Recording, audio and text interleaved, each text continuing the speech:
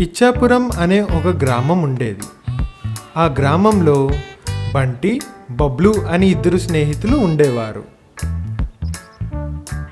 వాళ్ళిద్దరూ దొంగతనం చేయడంలో చాలా నేర్పర్లు. అలా ఒకరోజు, అరే బబ్లు, ఈ మధ్య మనం పనితనం తగ్గిందిరా. చాలా రోజులైంది కదా మనం అసలు సిసలైన దొంగతనం చేసి. అవును, నిజమే మామా. ఒక మంచి ఐడియా వేయి, వెంటనే చేసి పడేద్దాం. అలా ఇద్దరూ మాట్లాడుకుంటూ ఉంటారు. ఇంతలో బంటికి ఒక మంచి ఐడియా వస్తుంది. వెంటనే చేసేద్దామని అనుకుంటూ ఆ ఐడియా బబ్లుకి చెప్తాడు.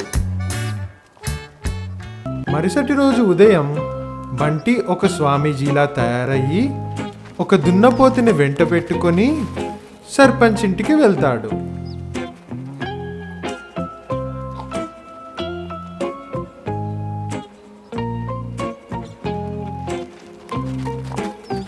రండి రండి స్వామీజీ గారు, మీ రాకకు కారణం తెలుసుకోగలమా? మా రాకకు ఒక కారణం ఉంది. మీ ఇంట్లో ఇంకా ఊరిలో సమస్యలు పోగొట్టడానికి నా దివ్య దృష్టితో ఆలోచించి పరిష్కారంతో వచ్చాను నాయనా. సెలవివ్వండి ప్రభు, మీరు చెప్పినట్టే చేస్తాను.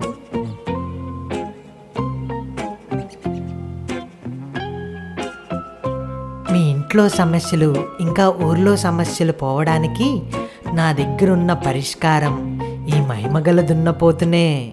ఈ దున్నపోతుని మీ ఇంట్లో పెట్టుకోండి. ఇంక నుంచి మీకు అంతా మంచే జరుగుతుంది నాయనా. మీకు చాలా ధన్యవాదాలు స్వామీజీ. దున్నపోతుని జాగ్రత్తగా చూసుకోండి. ఇంక నేను వెళ్ళొస్తా నాయనా అని చెప్పి బంటి అక్కడి నుంచి వెళ్ళిపోతాడు. సర్పంచ్ ఇంకా తన భార్య ఆ దున్నపోతుకి నమస్కారం చేసి లోపలికి రమ్మని పిలుస్తారు. అప్పుడు ఆ దున్నపోతులో ఉన్న బబ్లు గేరు వేసి ఆ దున్నపోతుని లోపలికి వెళ్ళేలా చేస్తాడు.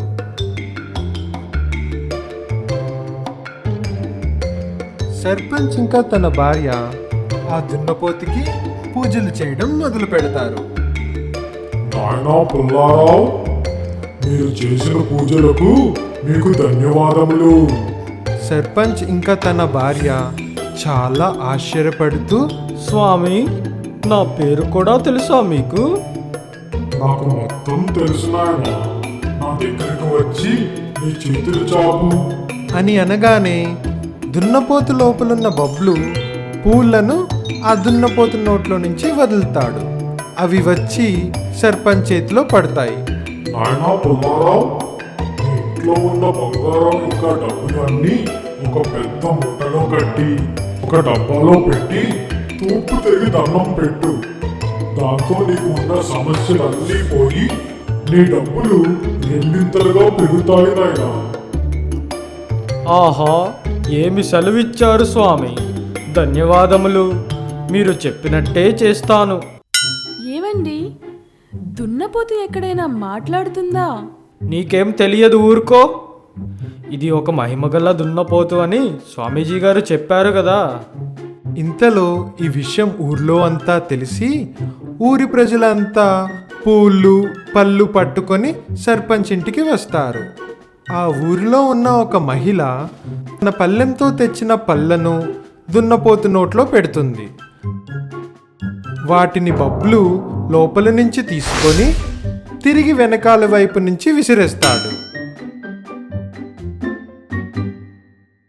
అరే, నాకు ప్రసాదం దొరికింది.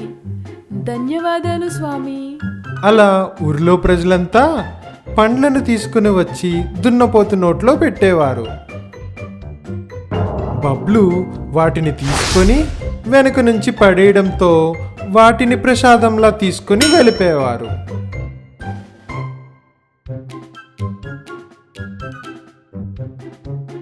భక్తులారా, అందరూ పండ్లు మాత్రమే పెడతారా? పిజ్జా బర్గర్ లాంటివి ఎవరూ పెట్టరా? సరే అని ఒక గ్రామస్తుడు పిజ్జా తీసుకుని వచ్చి పెడతాడు. పెట్టిన తర్వాత వెళ్ళి దున్నపోతు వెనకాల నించొని ప్రసాదం కోసం ఎదురు చూస్తూ ఉంటాడు. పిజ్జా తీసుకొని ఆకలితో ఉన్న బబ్లు పిజ్జా మొత్తం తినేసి బ్యాక్ గేర్ వేసేసరికి ఆ దున్నపోతు 2 కాళ్ళు ఎత్తి ఆ గ్రామస్తుడిని గట్టిగా తన్నుతుంది. ఇంతలో సర్పంచ్ అక్కడికి వచ్చి, స్వామి, ఇంట్లో మిఠాయిలు చేయడానికి కొంచెం పాలు ఇవ్వగలరా? తప్పకుండా నాయనా, దగ్గరికి వచ్చి నువ్వు కింద చేయి పెట్టు. లోపలున్న బబ్లు ఒక పాల ప్యాకెట్ తీసుకొని సర్పంచ్ చేతిలోకి వదులుతాడు. అది చూసి సర్పంచ్ చాలా ఆశ్చర్యపోతూ ధన్యవాదాలు చెప్తాడు. రాత్రి అవుతుంది, అందరూ పడుకుంటారు. బబ్లు మెల్లగా ఆ దున్నపోతులో నుంచి బయటికి వచ్చి సర్పంచ్ ఇంట్లోకి వెళ్ళి సర్పంచ్ దాచిపెట్టిన డబ్బులు, బంగారం మూటలో ఉన్న డబ్బును తీసుకొని మళ్ళీ ఆ దున్నపోతు లోపలికి వెళ్ళిపోయి హాయిగా పడుకుంటాడు.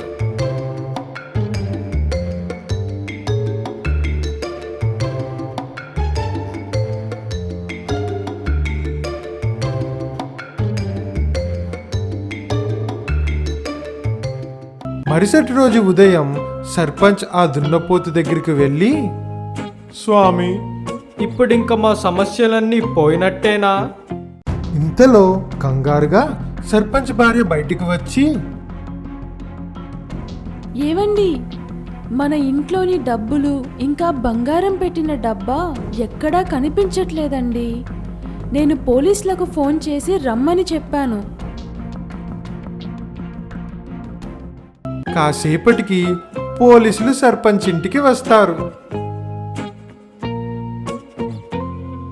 అసలు మీరు మీ బంగారం ఇంకా డబ్బులు బయటనెందుకు పెట్టారు సర్పంచ్ గారు?